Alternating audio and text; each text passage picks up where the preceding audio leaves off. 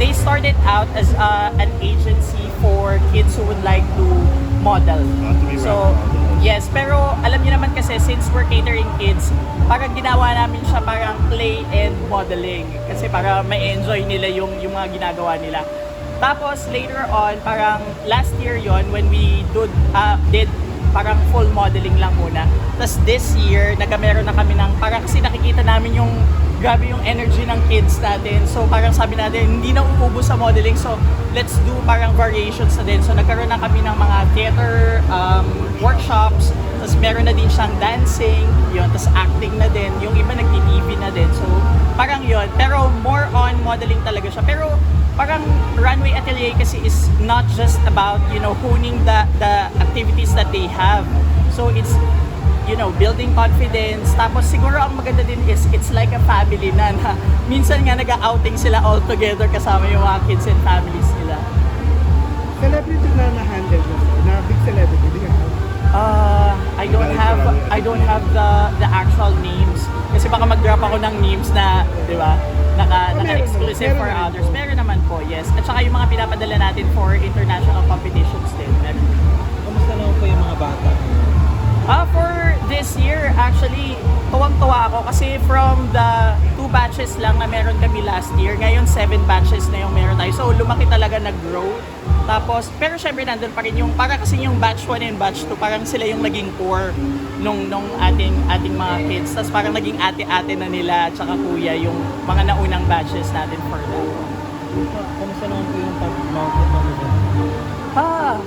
For this one, ito medyo nakakapagod yung event na to. Pero maganda kasi actually before yung big event na I think gagawin na every December, merong tayong mga ginagawang mga smaller events or ma-attend din tayo sa ibang mga pa-events ng other companies para i-expose na natin. So hindi lang dito ginagawa yung recital ng mga actual na nagkakaroon ng training for TRA. Parang ini-expose din namin sila sa iba. Tapos later on, parang ito yung big break nyo for the TRA. Schools, bakit kailangan magical na parang favorite yun?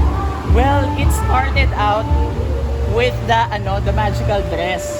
Parang yun lang yung naging concept. Tapos later on, parang the kids wanted na parang fairy yung kasi nung una, marami babae talaga.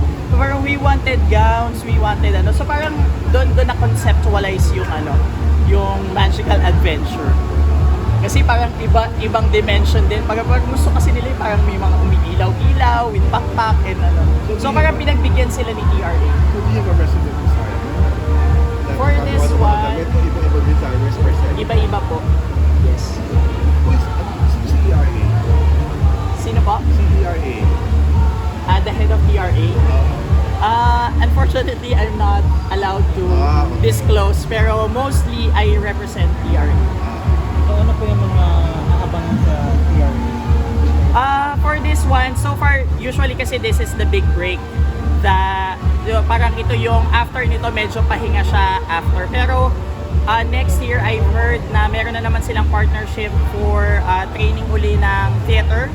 Tapos yung dance, I think every month naman talaga siya, talagang tuloy-tuloy siya. Usually, it's partner with G-Force. Tapos, ayun, so siguro bagong batches uli ng ating mga models for the upcoming year. How do they apply para makasali? Well, one thing is they can message directly dun sa TRA natin. So we're at Facebook, Instagram. We also have the website, therunwayatelier.com. Type lang nila. Tapos lahat yun may mga forms na pwede silang i-fill out. Pwede nilang i-message if makita nila ako.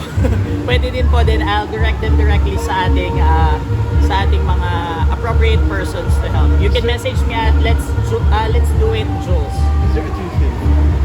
I'm sorry. Tuition fee? For Yes. that? For that modeling. training, well, technically we have professional coaches, so definitely there are tuition fees. But we're also open if you're really interested in medyo I'd say kinapos kayo. We can actually talk about scholarship.